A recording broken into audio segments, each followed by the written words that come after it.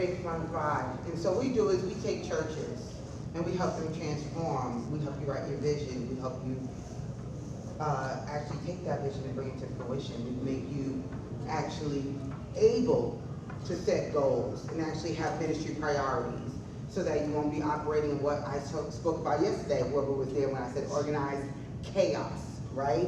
So we're not going to be operating in organized chaos anymore. So today we're going to touch on a few things. We're going to talk about transforming your community, and we're going to make a community impact. We're not just doing outreach anymore, okay? Outreach is outreach, and what does outreach look like? So that's my question to you all. So quickly, what does outreach look like to you? What do you think outreach looks like right now, today, in our time? What does it look like? Going out in the community. Going out into the community. Having functions for the community to come to the site or come to the church. Having functions so people can actually meet you at the church. Right. So they're coming to the church. What else? Meeting the people's needs. Meeting people's needs. I was going to say going out into the community, making fellowship or relationships with those. Building relationships. Yes. Possibly housing different drug treatments, alcohol treatments. So offering programs and resources. Right. Right? When we talk about community and we talk about community outreach, in this dispensation, it has changed.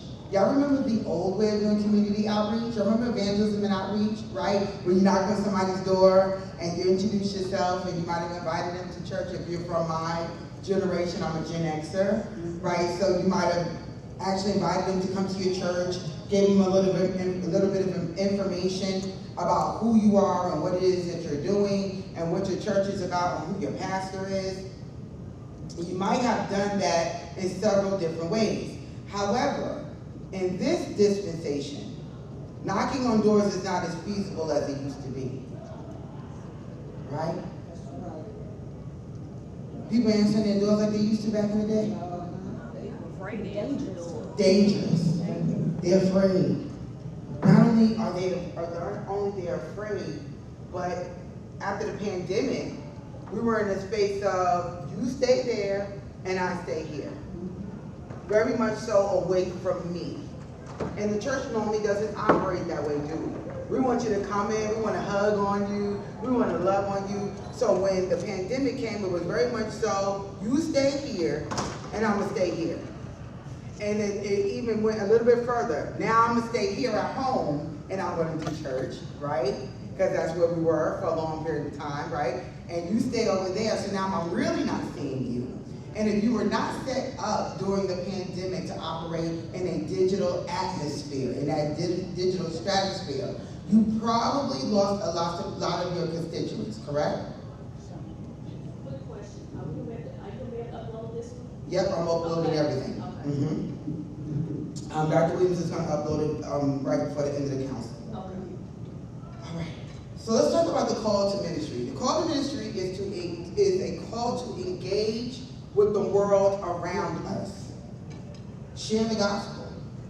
Develop a thriving community of willing believers. There is a difference between thriving and surviving.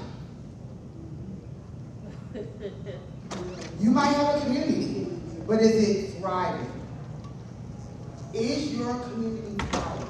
Is your community around you? And I'm not just talking about inside the church. Let's go outside the church for a moment, everyone. So when we're talking about community for this demonstration and workshop, we're talking about within a 15-mile radius. So that's about 15, 20-minute drive to your church's or ministry location, okay? So that's circular, not just this way, east or west. We're talking about north and south as well. Do you know how many people live in your community? Do you know how many children per household are in your community? Is it 2.5 or 5.5? How many single parents you have in your community? And there's a difference between having a single mother and a single father in your community.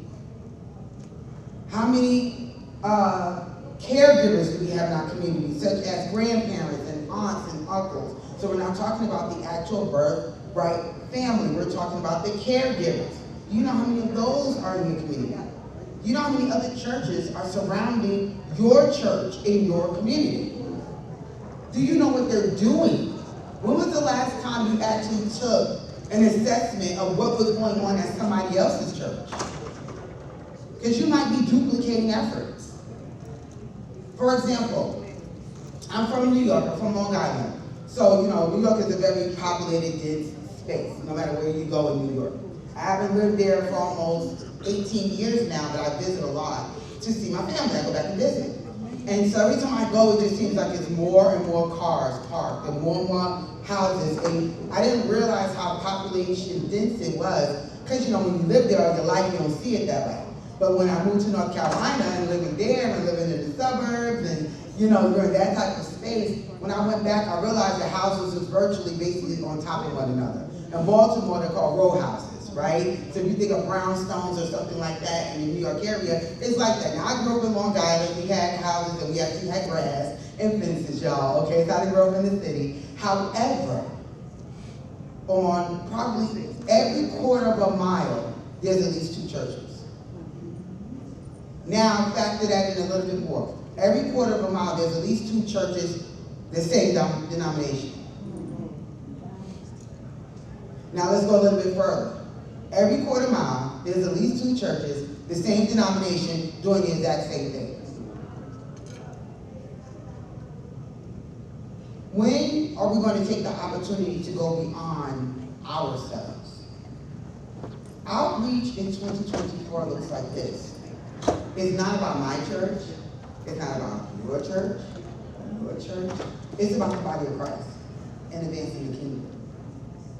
If I have a food pantry in my church that is working, okay, and I see another church down the road about to start duplicating those same efforts, why can we not attack this situation together?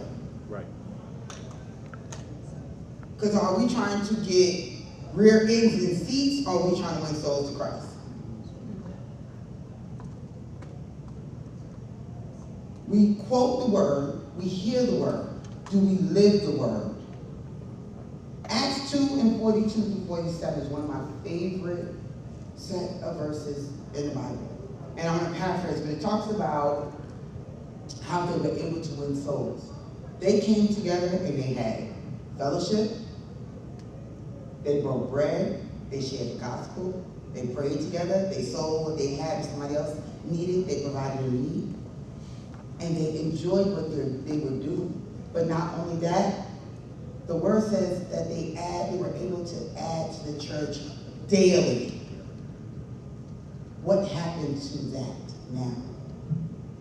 Have we left the principles of the doctrine? I hope not. So why is it that we can't get our church house filled? And I'm not talking about just butts in the seat. Does everybody understand it's okay to say that? I'm not just talking about that. I'm talking about when was the last time a church was just a resource in the community? So I'm dating myself again. I'm going on half a century years of age. I remember being in my community in Long Island where you had 2 main churches, okay? Either your family went to Reverend Watson Church or your family went to Reverend Hines Church. They knew who you were. They knew your family, your parents, your great-grandma, your auntie, your uncles, your brothers and your sisters. They probably baptized all of you, went to multiple weddings, even showed up at the family reunion to say hello and make sure that they showed their face. They were there. But not only that, they provided some type of resource so that if your family had a need, you can actually pick up the phone and call the church or call Reverend Watson, because that's where my family went. Call Reverend Watson and say, we have a need.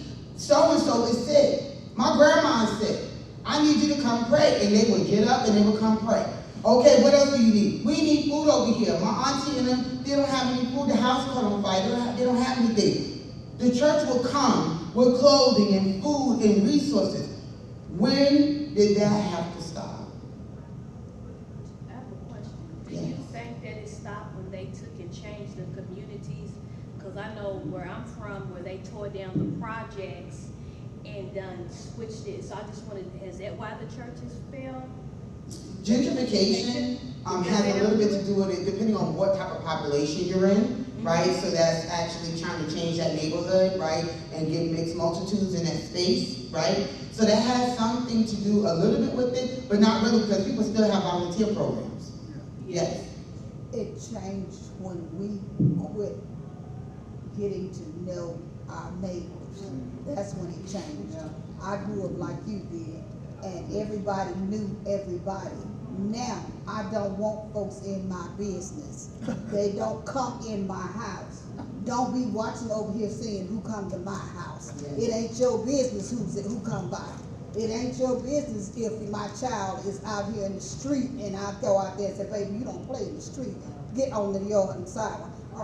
That's when it changed. We quit being hospitable to each other. That's good. That's very good, yes. But it also changed, I think, when we became more educated and more fluent, right? Those of us now, with my mom didn't finish high school, but I finished college and a few degrees, okay? And so it's like I don't like to say this, but we live like the other side. Understood. She's making a very prevalent point. I heard someone actually talking about this. It was in a study, and but I can understand that as boomers, right? So think about the boomer generation and how they grew up, right?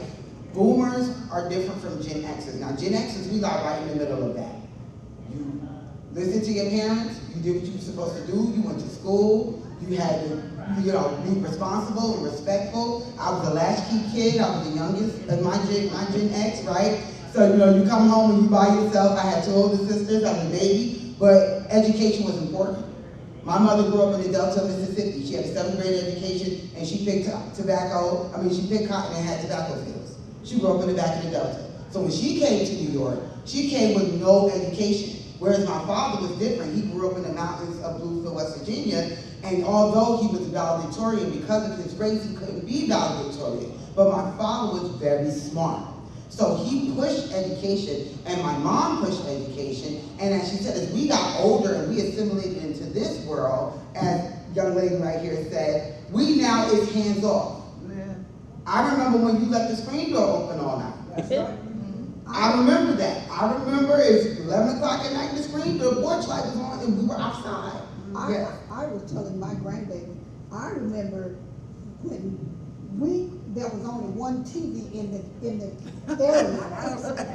and the TV was rolled out on the porch, and Bucky would sit on the side with some rags and stuff in it to get rid of the mosquitoes, and everybody in the area watched that one TV. That was because, again, we were there. What I had was yours, and what you had was mine. Right. It was not a case that I worked and went got mine. I worked and went got mine.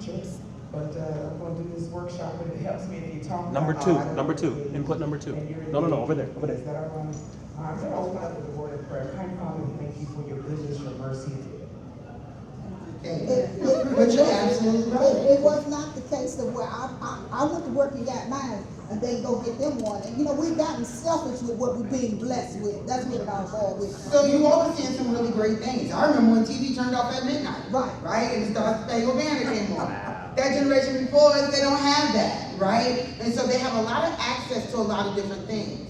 So now you got to think about your community. This is why it's important for you to know who lives in your community. Is your community made up of boomers? Is it made up of Gen Xers? Do you have a mixed multitude? What does that race and that status class look like? How many people are per household? And why all this matters is this. As you are planning your community initiatives for 2025, and I hope that you've already started to plan that on your calendar, and if not, you definitely need to I'm going to put a resource in the event app called 365 Days of Faithful Planning. Your calendar should already be planned, and not only that, you should already be working on April. You should already be in April by now. We have to understand that whatever we do for God, only what we do for Him is going to last. How you put your foot forward and put your hand to the plow makes a difference in how your community is impacted by your ventures. For example, the call to community means to engage. You are engaging with them. No more this is us and we over here and come to our church, right? When the word says that we are to go out into the hedges, into the highways, and to compel them. So we want them to come meet us. So we can compel them. They might not ever walk into your sanctuary door. And that's just a fact, because if it was that easy to get them in the door, why aren't they in there? This is where we are, right? So if I need to go out and to compel somebody, I have to understand what that looks like for my community. When people, I have a business, like I said, and when my clients ask me, what community strategy can I have? I was thinking about doing so and so and so. The first thing I ask them is, what is the demographics in your particular space? Faith, Learn, Thrive, I believe if you all were in the plenary session yesterday with Dr. Williams, she stated that there's a free resource and mission insight where you can get the demographics of your community zip code radius. If you have not signed up for that, that is step number one. It is a free resource. I utilize it for my church. I utilize it for the churches that we use in our Faith, Learn, and Thrive congregational coaching program, and they've realized that they're doing things that are not necessary. Mm-hmm. You don't need a food drive if you live in an affluent neighborhood. Why are you out there? And if you're going to take the food and go to a neighborhood that needs it, you have to understand that that zip code radius is probably outside of your 15-mile radius, right? Because that affluent neighborhood is probably surrounding your church. So once you take it out there, you have a challenge of getting those people over to where you are. So now if you're going to meet that need, you have to continuously be ready to go out there. You can't go out there one time and feed them one time and then never show up. What is the purpose and the goal of your community impact strategy? Are you trying to do something one time? Why? Why would you waste all that time and effort and resources on one time? That's a good point, because we do the homeless and we have to go from where we are, but we go regularly and they know us when we come. And we went out there on Sundays to pick them up, to bring them, and they never are ready. But we do that. But the other point I wanted to make is that when you talk demographics, it's changed from where our church was. I mean, it was African American, now it's Latino American, now it's becoming Caucasian, it's rolling over. So, and I know in LA, I'm in California, in LA they had a really big deal with one of the churches wanting to take African, out of A&E Zion, and I don't know how that controversy went, because they thought it was off-putting and keeping people out. And so, we made explanations, and we usually just say A&E, and half the time they don't even ask what that's about, what that means. But I know that as the demographics change, just our name sometimes can make people feel like they're excluded. That's true. What we also have to think about is this too. When we go out there, how are we representing ourselves when we go out? What does that look like? So, for example, I remember I was volunteering in a mission back at home in Long Island. I was younger back then, and they had T-shirts for everybody. And so you came to come pick your T-shirt up in your name badge, and on the front of the T-shirt, it had the church name, and it had the picture, actually a picture of the church that was scanned on to the back of the church. And so we wore these T-shirts, and we went out there for the first couple of weeks, and we didn't get a lot of engagement. So the next weekend, we was like, you know what? We was like, we're just gonna do it. Nobody really came in T-shirts or whatever. Do you know we had how many people show up for that event? And we asked them, why did y'all, because I saw some of them. I said, why didn't y'all come over here last week? We was giving the food away last week. And they said, I'm not sure about the church. We have to compel them. To gain that audience, we actually have to go in and have a relationship with them so that you can have a dialogue with them. That's how you are engaging in your community. The world has changed. And unfortunately, how people view the body of Christ that has changed also. Call to action. Ministries are called not to just exist, but to be an impactful, visible, transformative presence in their communities. God is calling the church to be agents of change. I heard this actually coined by, well, I don't know if she coined it, but I was in a session with Dr. Elizabeth House. She's actually one of the congregational coaches as well. And she began to talk about being an agent of change. It stuck with me. And I said, what does that look like? What does an agent of change look like? An agent of change is going beyond the norm. They're not just providing food. They're going to try to solve the reason why there's a food shortage in that neighborhood. And I began to think about that. If I'm just providing a resource where you come, you get your food bag, and you leave, And I know y'all know every time I come out there, you're gonna be able to get that food bag and that leave. I'm providing a need that's low-hanging fruit, but I'm also part of the problem. I'm enabling this. So why don't I just try to figure out how to solve this problem in the community? And we say, well, that's so big, that's bigger than me. Is it? Is it? Your church is within that community. When's the last time you actually called and had to sit down with one of your representatives, your state and local government officials? You want to become an agent of change? It's deeper than I'm going to offer some clothes. We need to figure out why they don't have clothes. We need to figure out why the poverty level is so high. If that's what's going on in your zip code radius. Is it skill set? Why isn't your church offering a skill set program? We have everything that we need in the body of Christ. So if I have somebody in my church that is great with computers and can teach you how to do Microsoft Word and Excel and give you some skills, and they're willing to dedicate an hour of their time a week for 8 weeks, why can't we create an 8-week training program for them? So they can come in and get the skill sets that they need. So they can go out and apply for the jobs that are out there ready. They just don't qualify for them because they didn't have the skill. Some people can't afford to go to college. Some people don't even know how to fill out the paperwork to get grant or a scholarship for college. Maybe they can go to college, but they need help with the paperwork. When's the last time we offered something for adults to matriculate, not just having a college tour? They need schooling too. So why couldn't I come in and say, okay, once a quarter, I'm going to offer this community impact program where I'm offering a skill-based resource to the community. You're going to learn Microsoft Word, or you're going to learn how to do your resume maybe that weekend. Why can't I offer that? There are more things to do besides a food drive. You have to learn how to engage with your community. You got to listen to what they need. When's the last time you surveyed your community? When's the last time you surveyed your church members? Your church members live in the community.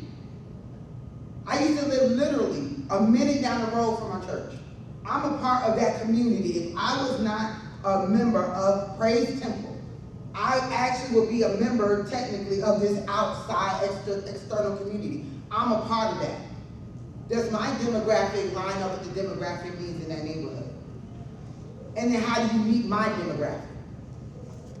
So I'm a storyteller. So those who was with me yesterday, I think I see a couple people here. I'm going to tell the story again because I see some new faces. I went to Scottsdale, Arizona. I went on a strategic leadership development retreat. And I went out there, my pastor and some other churches, and we went and we visited this church called the Dream Center. If you get a chance to look it up, you can just Google Dream Center in Scottsdale, Arizona. This church is beautiful. And I'm talking about huge. It has stadium seating in there. That's how big this church is. The community built this church, okay? Scottsdale, Arizona, for those who don't know, is a very affluent neighborhood.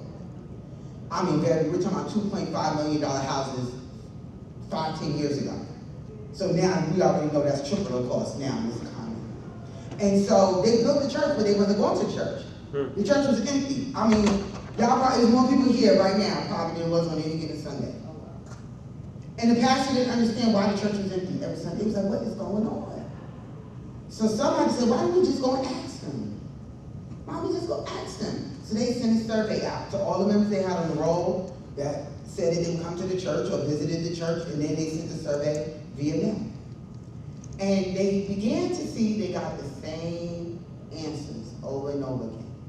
So a group of their leaders got up and they said they were going to have a meeting with some of the members of the community, and everyone came in and said the same thing. They said, listen, I own 3 businesses, or X amount of businesses, or this amount of businesses. I don't have time to sit in your church for 4 hours. I want to be saved, but I don't have time on a Sunday to have a 4-hour service. My business is running, and I run it.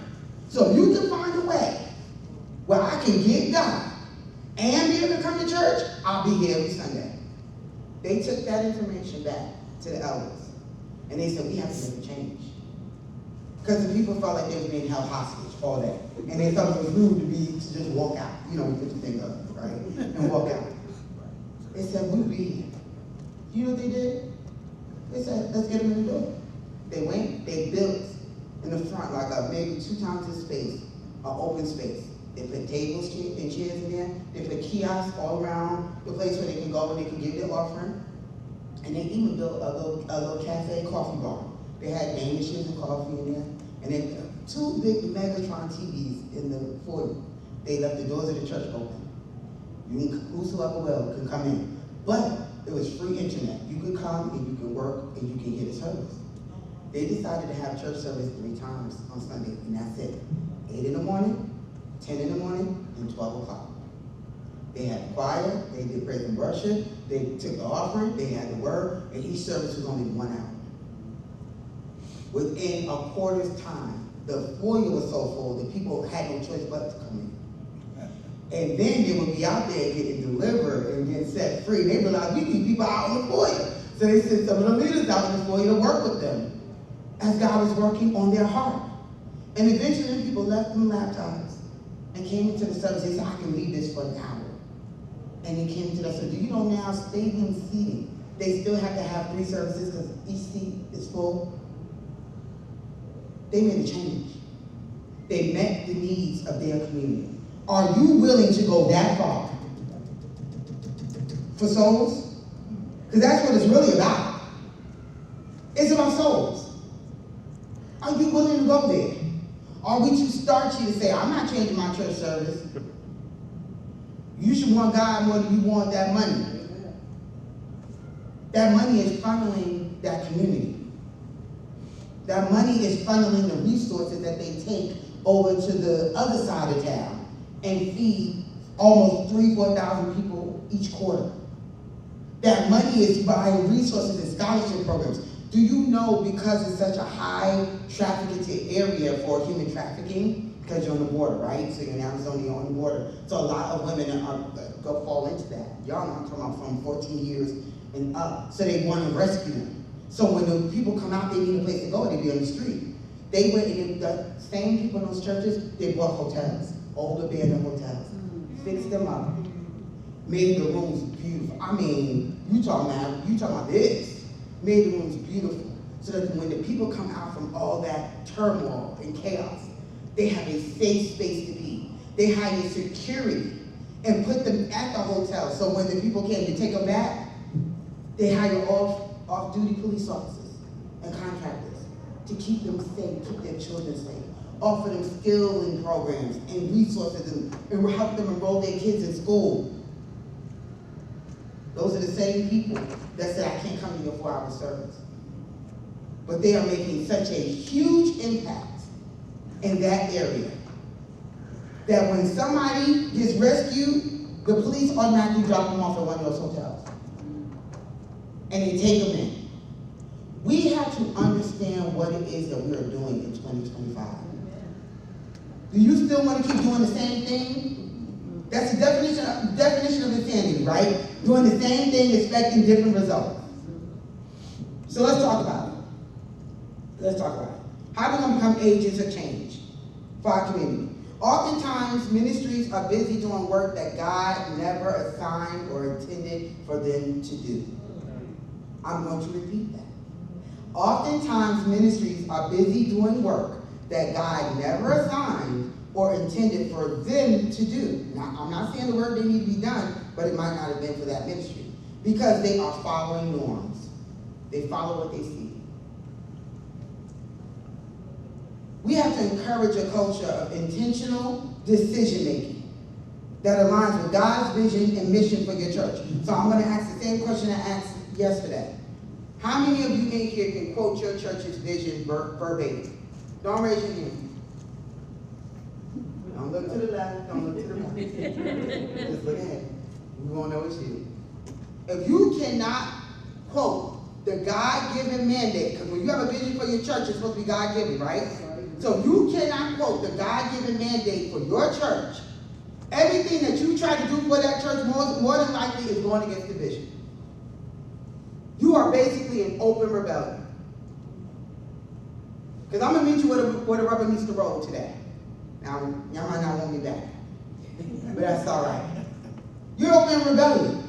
How can you say you're doing the work of God and you don't even know what that is in your church? If you don't know the vision, you don't know God's will for your church.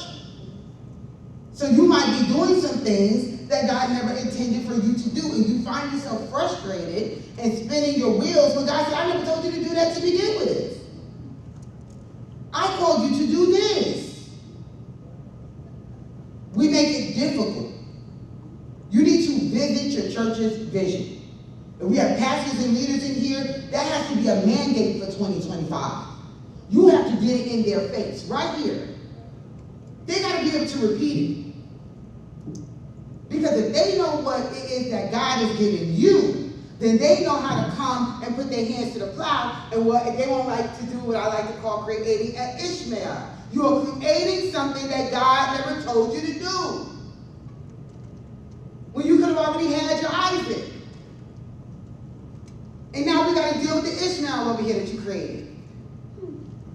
Time, money, resources, and sometimes souls are lost after you created that. It's that serious and that deep. We think because we have a program, we get into the, what I call it, the rigmarole of just coming and doing stuff. You don't know how it got done, it get done. It looked good from the outside, all the turmoil on the back end. Nobody know what happened in the kitchen. Nobody know how Miss Lucy was about to quit. Nobody know how Brother Johnson didn't show up and open up the door. Nobody know how somebody had to call to go get the other brother because the church there didn't start and nobody had the key and that person got locked out. They don't see that. They see the intuition. Y'all know what I'm talking about? We work in the back end. Right? Y'all know what I'm talking about? And we get it done. But you know how we get it done? In operational chaos. Functional chaos. When have you started to set some SOPs? Because here's where it meets the road. Let's just say we do this community impact. You get 50 people that come in. Now you want them to get to work in your church, right? So you want them to join in. What are you bringing them in? They're coming into that. And that's where we lost that next generation. Because I know when my kids, they be like, it don't make sense to them, the way we operate. We, like you said, we used to just getting it done and moving on, but yeah, that next generation ain't feeling a lot of our ways. I mean, they love the Lord, but it's the way we operate and function, it doesn't work with the next two generations, actually. They don't want your chaos, and I'm not even a part of that generation. I don't want your chaos. Because God has delivered me from that. So when you're working with me at my church, if you work with Miss Nicole, I don't know how to do nothing but be excellent. I can't do it because the God that lives in me has given me wisdom to do things, just like He's given you all wisdom to do things. That's why you operate in the spaces and the places that you operate in. That is your gift. That is your calling. That is your anointing to do it. That is your act of service. That is your duty. God has given us all spiritual gifts. And He has made some pastors and some elders and some teachers. Y'all know the word better than me. So when you come in to do your spiritual gift, do you want to come into chaos and dysfunction? You want to know why the community impact strategy isn't working? Because you haven't even set a goal. You haven't even set any type of, this is what we're doing this month. This is what's supposed to happen after we do this month. This is supposed to be happening at the end of this quarter. When was the last time you looked at the data from your last community strategy? Or do you just keep having community events and you don't even know if it was successful? What is the bar for success? Yeah. So how do you deal with that? How do you deal with that? Somebody has to take the reins and say, hold up. I'm gonna give y'all some insight. They love this thing at my job, my secular job. I had a boss that used to love to just send me to meetings. And she'd be like, Nicole, when you get in there, don't say nothing. I'm just sending you to this meeting because I can't be there. I'm double booked. You are supposed to go there and just take notes, bring it back to me, and I would address it later. So I'm like, okay, no problem. And so I go over there, and I work for a prominent computer company. And so I go in there, and I'm sitting there, and they're all speaking another language. They're speaking Chinese. And I'm like, am I supposed to be in here? I think I walked into the wrong room. And so she's like, no, so-and-so sent you. I said, yeah. So they said, oh, sit down, sit down. So I'm like, okay, great. So I sit down, and I don't know what they're talking about because they're not speaking English. But I'm just looking at this chart on the board.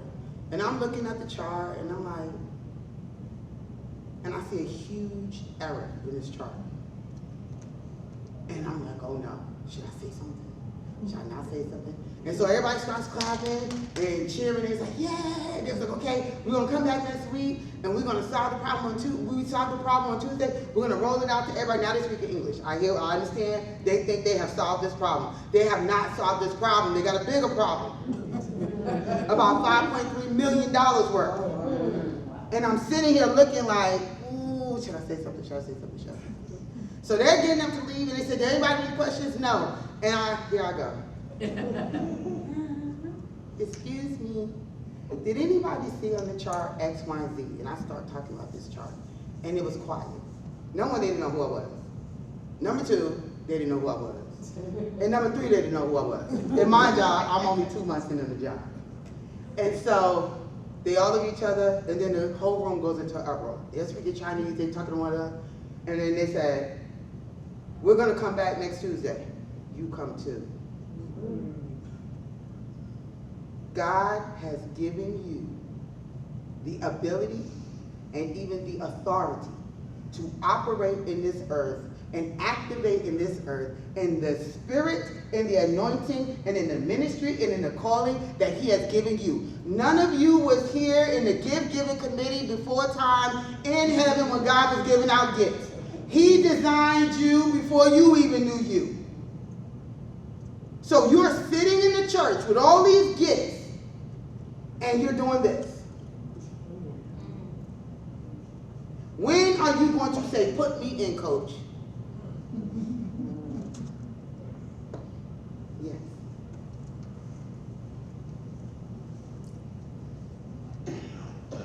How do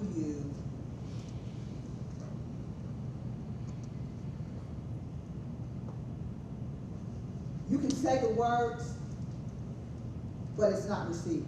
Good, I'm glad you said that. You know what that's called, everybody? I tell my clients, you know what that's called? Unbalanced trust. You're my leader. You should know me, right? I'm out here operating in the kingdom, right? Thinking I'm doing what I'm supposed to do, out here just, doing church, right? I go to my leader and I say, "I believe that the Lord is calling me to work on the evangelism and outreach committee. I think I can do this. I think I can spearhead in this space." Good leader's going to say, "Thank you for this information." Maybe they say, "I'm going to go pray about it." Or they might tell you straight up to your face, "I'm glad you came and told me. I was waiting for you to say what you wanted to do, but we got to get you some more skill." Or they might even say, "Not right now." Do you know your perception is reality? How people perceive you is their reality. Until God shows them something else about you. When I walk into my company, I don't look like that. I'm the minority for real. So they already have a perception about me. It's up to me to put forth who I am and make that reality. And it's the same thing in church. Sometimes it's not received because maybe it's just other stuff that have nothing to do with you.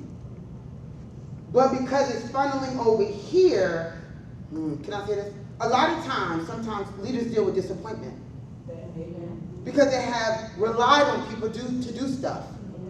And I can speak confidently in this space. For those who were not here with me yesterday, I have served in my church in many different spaces. I was my first lady's assistant for 14 years. My pastor's assistant, assistant shepherd's care, assistant singles committee leader before I got married. I was in the kitchen. I was busting suds. I done did everything. Youth leader. I have done it all practically. On the choir. I have done it. But you know what? I was just doing church at one point. Had a title. It was just coming to church, and I wasn't rocking the boat, but I wasn't making a difference. And something in me had to click. I realized one day that I had gifts and talents that I was holding.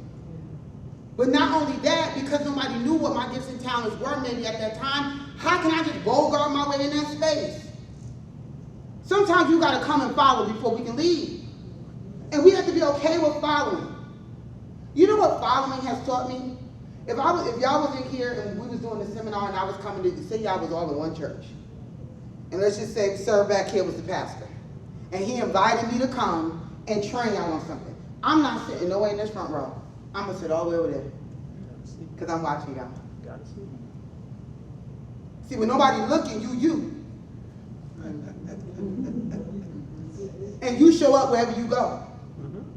And if wherever you go, it's not right, you the common denominator. It's you. If I want to inspire, mobilize, promote, assist, connect, and transform my community, I have to understand what being the common denominator really means. When I jump on this team, it does not matter. I can work with anybody in this room, any church, anybody. It does not matter. You know why? Because I know who I am. I know what I'm going to bring to this team. I'm going to solve the problem. It is not, they do not send me to these meetings. They don't ask me to come and ask for my opinion, to agree with them. They really want me to disagree with them. Why? Because I can see the pitfalls. We have to stop being so concerned about everybody liking what I'm talking about, liking what I'm saying is good. This is a great idea. Maybe it's not a great idea.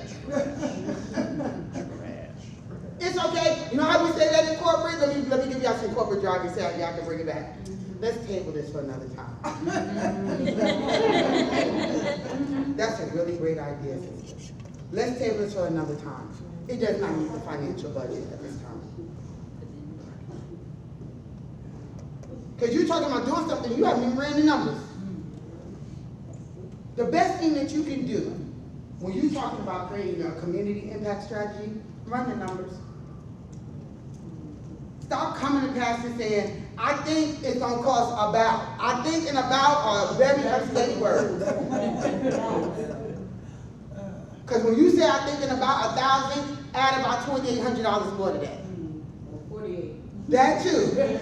You ain't priced nothing. You ain't went on Amazon. You ain't checked nothing. Oh, we can just go ahead and get this. We can go ahead and get this for the low price of $1,479. And none of it is your money. And so all the tithes and the offering and the things that we have put into this church as members, because remember, this is our church now, right? And our brother back here is the pastor. He is depending on me as the leader of this committee to come back to him and give him some definite assurance that what it is that I say y'all wanted to do is going to work. That's how your church should run. Not supposing. When you're doing community impact, you gotta have a community impact team. You can't do it by yourself. And can I just throw this out here too? Stop putting people on the team who don't want to do community.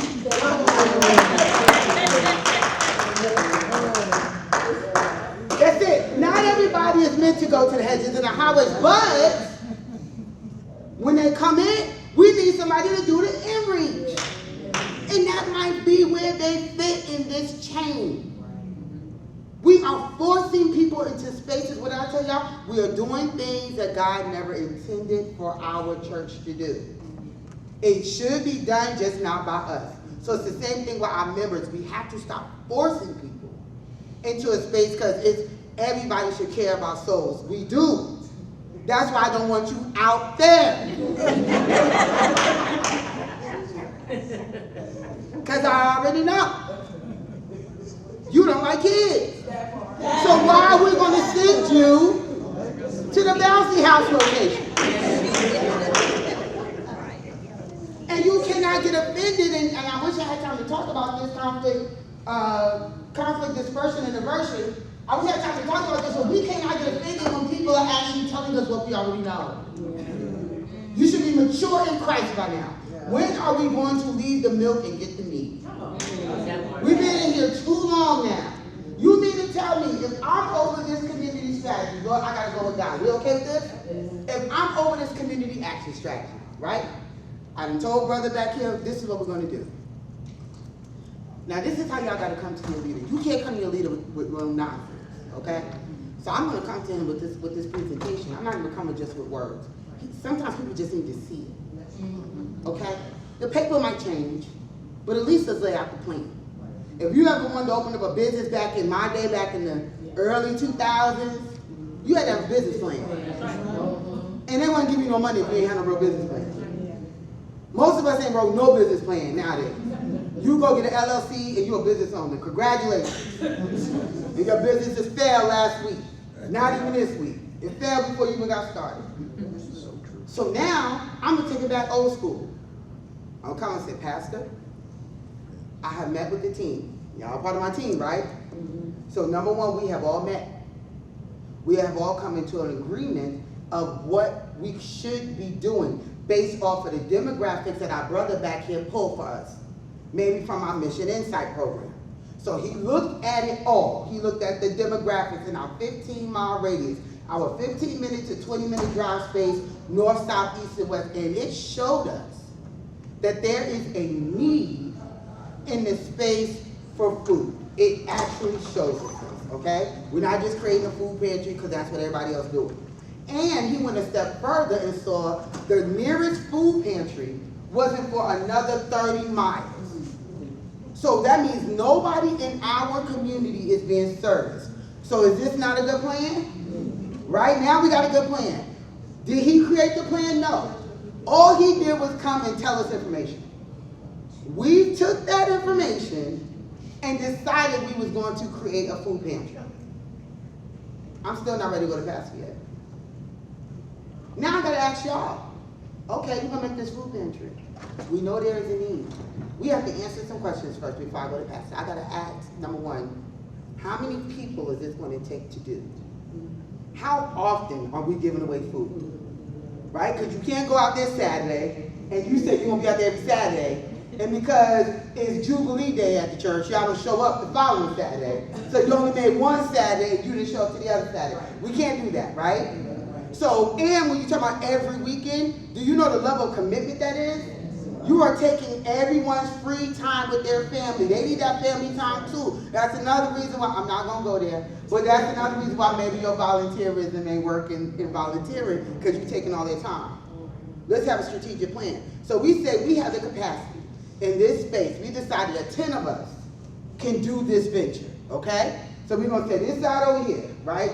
From young lady with the black and white over, said we are ready to be out here at least once a month to do our food pantry.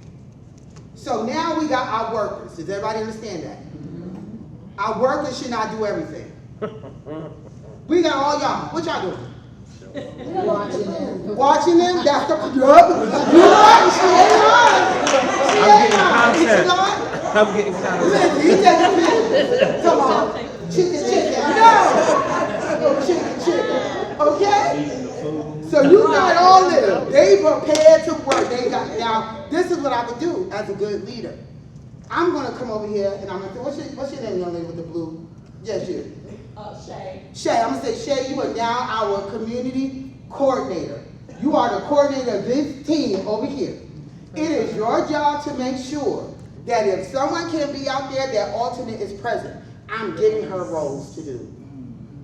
That means that she is responsible for these people right here. And they all got to have alternates. I didn't have to tell her to make an alternate schedule. She heard me loud and clear. I got to make a schedule. And I need you to look at the calendar to see if there's any major holidays or anything major coming up on in the next 6 months, right? So that we're not conflicting with anything in the church. So that we decide we need to come out a weekend earlier, we can have that already ready for the community to go. Mr. Chicka back here, who's our marketing person, is also going to make sure that the flyer is out there when the dates that we're going to be open ahead of time. Why are we doing that? I'm teaching them how to commit. And my job, we have a saying, we do what we say. So if you promised on that list, on that calendar, that you're going to be out here for the next 6 months on these dates, unless it's adverse weather, you better stop lying to these people, because that's what it is. Because I can say it and I can leave and dust my feet off. Stop it. They're depending on you. Oh, I can't go out there today because she did the schedule and none of y'all showed up. Why? And guess what? All y'all that's on the team, I got the names and everything, and I got who's doing what, who's the contact person, everything. I'm giving that to Pastor when I go see him. That ain't my responsibility. Pastor gonna know who don't show up. And you know how you gonna know? Because it's her job to take attendance. This real. We ain't playing no more. Why are we still playing? When you gonna get serious about God's business? God is calling a red alert in the kingdom. Realign, expand, develop. When are we going to line up like good soldiers in the army of the Lord? Because we love to sing the song. When are you going to enlist? Right? She got her job, and I'm going to tell her I'm checking in with you the first Tuesday of the month to make sure that everything is set. She know her marching orders. Now it's her job to meet with her team. Are they going to wear t-shirts? If they want to wear t-shirts, she has to come back and tell me that. Who's funding that budget? If the church already got t-shirts, that's a part of the budget. And if they're not willing to get their own, it's a part of the budget. So now we already got a budget item, t-shirts. Now, the rest of y'all from this point over, we got work to do. I need a shopping committee. Who's going to do all the shopping? Who's going to go and pick up the food? Maybe we getting donations. Uh-oh. Uh-oh. No, I don't commit to do that. That's your time. So now I'm going to have a powwow with y'all. And I'm going to list all of the roles that need to be filled. And I'm going to say, don't commit unless you're serious. So we so afraid sometimes. We have to be mature in the body of Christ without being fearful of offending our brother or our sister. And that's called emotional intelligence. I have been sitting here for the past 30 minutes, maybe, I think my time. I have already determined exactly who I wanted to choose to do what through emotional intelligence. I've already analyzed everybody in this room. That's what I do.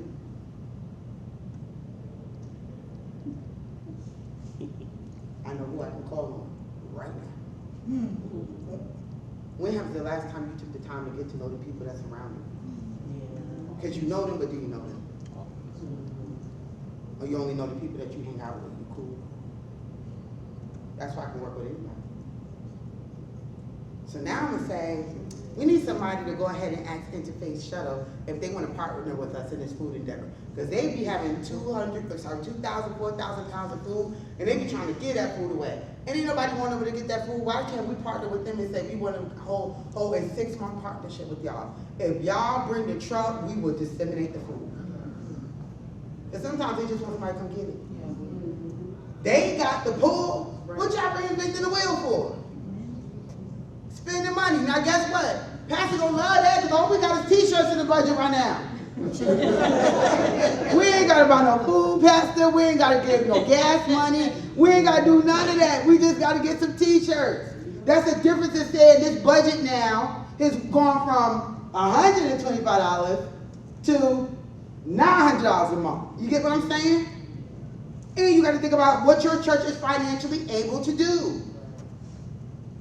That's why you should already have your calendar plan for the year. You should have a budget for your calendar. I wish I had time to talk about it. I ain't got time to talk about it, y'all. But your calendar should already have a budget on it. So if the budget don't include community, it has to have community now. We are inspiring, mobilizing, promoting, assisting, connecting, and transforming. That is impact. And then, after I come in, I realized, okay, now we can do this partnership. I got the first date. We know when we're ready to go live. That team knows what they're supposed to be doing. And they're like, well, we still don't have anything to do because now all we got to do is just make sure that the food gets disseminated. Okay, you still got to back the boxes. So everybody right here, y'all my box packing team. Right? Everybody from mother on over, box packing team. I don't like punching boxes. They're too heavy. You know, anybody got time? Y'all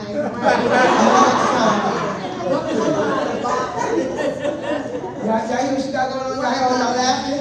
I told her very nicely, not today. Thank you. Because that's what happens. That's what happens. But the in-reach, I feel, is where the real challenges are. Is it?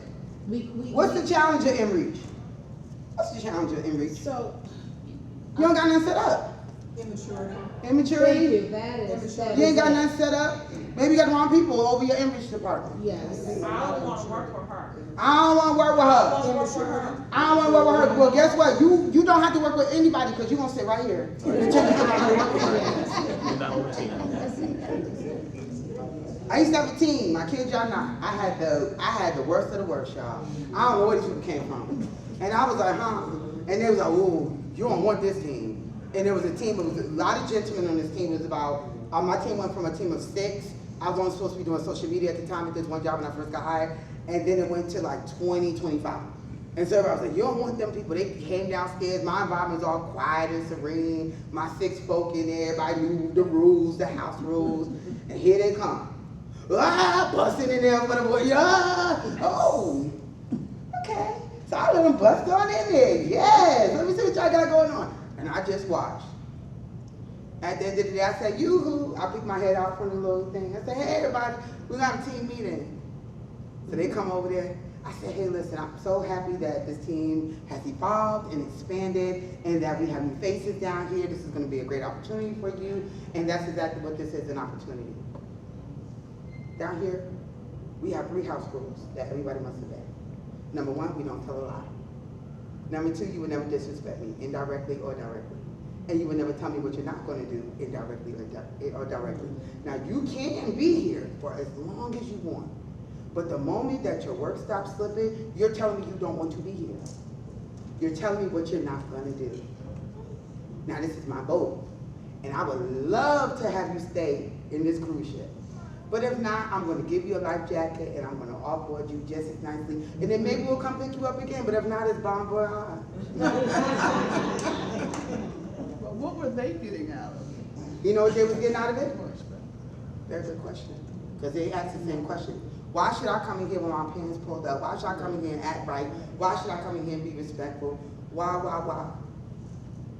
They tried me. I gave them 30 days to try me, you know. They got to understand who they're working with. So they tried me. I ain't made no big fuss. I let them come in because I had to see who I was working with. I had to find out the root of why they were acting this way. That's about conflict and solving conflict. Some because they just did not know. Some because just their attitude and their personality. And some because they were just followers. So the ones that was followers, you want to come sit over here with me. Follow me. Because y'all don't know I'm following Christ. So y'all don't follow me as I follow Christ. So y'all can sit with me. So I put about 6 of them right old, good old 6 of them right on over here. They was like, oh, Miss Nicole, Lord, head tight, turn around, come sit with me. Why can't I sit where I want to sit? Because that's what we do here. Then this other group that just had an attitude problem, it was okay. I got a whole bunch of nephews. Your attitude ain't flexing me at all. And then the ones over here, they probably wanted to do right, but they just, you know, they had nobody invest in them. Come here. When you come to work tomorrow, I know that you have these pants on your spot. If you need me to wash your clothes or have somebody wash your clothes, bring me a bag of clothes, ain't nobody got to know. Put them in the trunk of my car, I give you my keys on lunch, and I'll wash your clothes. Just put them in the trunk.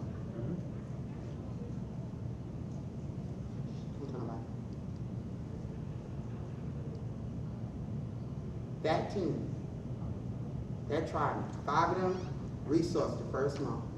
After that, when people realized I wasn't playing, they said, okay. I said, y'all, it is now our quarterly meeting. This is our first quarterly meeting. Don't y'all come in here looking like anything. And I gave them the house rule. I said, y'all got a week to get it together. Go to the consignment store, go to the Goodwill, get you a tie for 10 cents, get you a button down for about $1. Go ahead, get you a pair of pants. If you ain't got $10, I promise you, somebody in here got $10 good for you. We're gonna get you together. When they walked in that door, no one knew, but they couldn't even believe. The other supervisors and stuff that was upstairs, when they came downstairs, because the big meeting hall was next to my room, we were separate from them because we didn't do phone. When they came down and they saw those young men, they were so proud. They was like, look at my tie. They was like, Mr. Cole, look at my tie. They told me, look at my tie, Mr. Cole, look at my tie. Look at my pants. They was over there, they taking pictures. And I'm so proud of them. I'm just looking at them like, and when they realized they was the #1 team, because on my team, you got to do your work, right? You the #1 team. You ain't never been number one a day in your life. Mm-hmm. I said, you might not like it, but I promise you, when you leave here, I'm gonna give you something that you're never gonna forget. You know that was about a decade ago. You know I still see some of them young men, and they come up to me, and they with their wives or whomever, and they're like, this is the woman that changed my life. I said, it's not me. I said, it's God. Amen. God gave me the grace to deal with you. Sometimes the people that's over the committee don't have grace. They don't have it. And sometimes you're not making it easy for them. Because you know they don't have grace. That ain't got nothing to do with me. Guess what? That is none of my business. I'm going right to Pastor. Pastor, guess what? Because I'm going to tell him. You know what I'm telling you? Because you stopping God's business. And I'm accountable because he made me accountable for y'all. So if I let y'all do whatever y'all want to do, God ain't coming for y'all, he coming for me. And he's coming for me. So I'm going to tell my friend back here who's over the coordinating committee, when she come and tell me only 3 people showed up, and this is the 2nd month in a row, give me them names. Pastor, do with that whatever you want. That ain't none of my business. It's up to him to say, replace him or Nicole strive with him. The problem is we and everybody laying by our own. I don't run the church. I'm a part of the strategy. But now we got a problem. Y'all still ain't doing nothing. And y'all too. But not today. Because y'all gonna do something. Because you know what's gonna happen? They gonna serve their 6 months. But I'm sending all y'all over there to watch because y'all gonna get training from them. Because they need time on too. So when I call in plan B, put me in, coach, don't be running scared. Nobody in your church should have the keys to the kingdom in that space. Everybody should know how to do everything when you're on that team. That's a great leader. In order to be able to inspire your team and advance the kingdom, and somebody got to tell me my time, I'm sorry. Yeah, time. We had time? We right at? Yeah, I got time? Just a little bit time. Okay, I got a little bit of time. Our role as kingdom advancers, we have to assist those in need with resources. We have to make a connection and build relationships. We have to promote the notion of a purpose-driven ministry. I have just given Pastor a purpose-driven ministry program. And sometimes that's the only program that needs to be happening at your church. We have to be real with what we got in our capacity. We are doing ourselves a disservice by putting all this stuff on the calendar that we know we can't handle. We barely made it in 2024, thank God. And here we come in 2025, Pastor, we need to have a gala for the young people. Gala!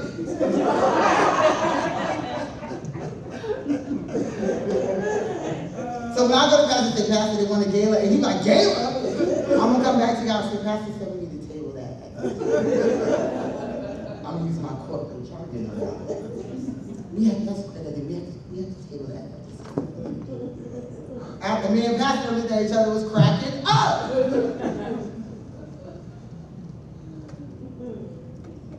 So, agents of change understand that our thought processes must elevate from simply meeting a need to addressing and solving the problem causing the need. So instead of this, let's do a food pantry. How about we do this? Food pantry and a budget workshop. And a coupon group. And blog links for budget-friendly recipes. And your and don't have to happen in one day. You can start with the food pantry, and you're going to see people, they'll keep coming back, right? You're going to see some friendly faces, they'll keep coming back, and you have an opportunity to share the word or what have you, and they don't realize either that this crew over here, they're going to be what I call my nomads. They just roaming. They talking, we do something at our church, really quickly. We do the food pantry, but different. We partner with Interfaith, and so we have a mobile drive-through. So when the cars be lined up for miles, y'all. And so when they come, they get a ticket in their car. We ask them how many children they have, how many people in their family. We write on the ticket. They get one half of the ticket back. We get the other half of the ticket back. Why? We need to know how many people we're feeding. We need to know how much food we gave out, right? So somebody has to be over all the statistics. They're going to mother right there. So you're going to be our statistics person, okay? So you're going to come and get this data and say, we serve 800 people this week. Y'all get what I'm saying? So we decided at that time, okay, now how do we go? So somebody had to be a parking lot attendant. Our parking lot attendants, right? Now you got the cones set up. Now you're navigating them through. When they get to that line, y'all want to talk about seamless? Let me tell you, I went in the line for my own sister. I was like, let me go and get this. My sister, you know. So I'm driving through, I'm talking to everybody like this, how you doing? And they're making great conversation with me. I get to the front of the line, they was like, you already know, Nicole, keep going, we ain't got time for you, keep going. So I was like, hey, I want to talk too. But no, I get to the front, they said, pop your trunk, open up your back, which one you want? I said, put it in the trunk. They was already lined up to put stuff in my car. There was the meat person, the perishable person, the non-perishable person, the desserts, the bread person, they had it all, they had stations. They boom, boom, boom. When I tell you my experience was about 5 minutes, 5 minutes to feed a family of 3 grown boys. You know where that line all the way down the street? And guess who out there? Bishop and everybody. Pastor out there, he be out there too on the bread. Like, okay, I got it. And he's doing his thing, and he'll see you, and he'll talk to you, and if he has never met you, he gonna show himself friendly, he gonna shake your hand, he gonna say, yeah, but he's never said you need to be saved, you need to come over here to my church. Right? Read the room, everybody. That's right. He's just showing himself friendly. And then come to the church. They show up. We ain't never said, come on, we just said, how can we pray for you? Is there any way we can pray for you? Scan this QR code and submit your prayer request. It could be anonymous. Just tell us how we can pray for you. Put you in the prayer list. Sometimes people just want to know you care. Okay? So you can do a lot of stuff. And I tell people all the time, I can get more done with a few people than I can with a crowd who don't want to do anything. Because you in the way. Okay? You got all of this stuff that's going to be in the app. I wish I had more time and I don't. Yeah. This is such a deep subject because it goes deeper than this.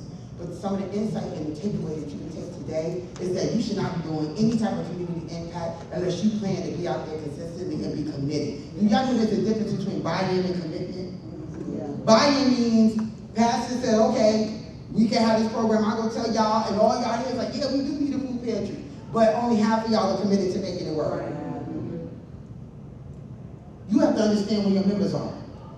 Are they bought in or are they committed? And if they're not bought in, how do you get them bought in? Because maybe you're asking them to buy into stuff that they just can't see, they don't have foresight yet. But put them in a space where they do have some commitment and some vision. Put them over there.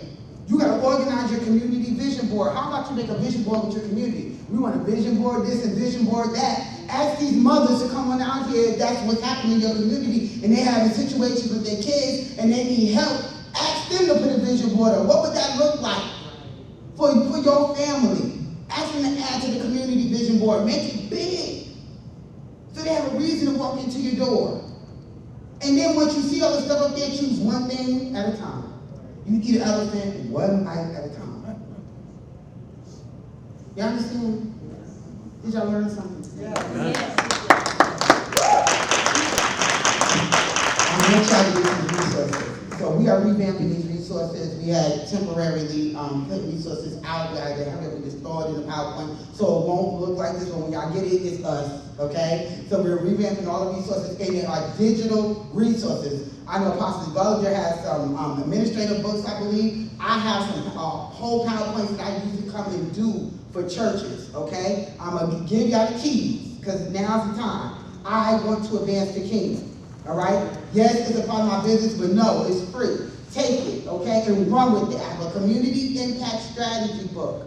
It teaches you how to plan your impact strategy from start to finish. You should not have no hiccups if you follow the plan. Does everybody understand that? Yeah. You can begin to roll that to your church today. I have had clients roll that and plan a whole strategy in less than 30 days. I'm talking about 4 weeks and was out there doing the strategy 2 months later with marketing. And it worked, okay?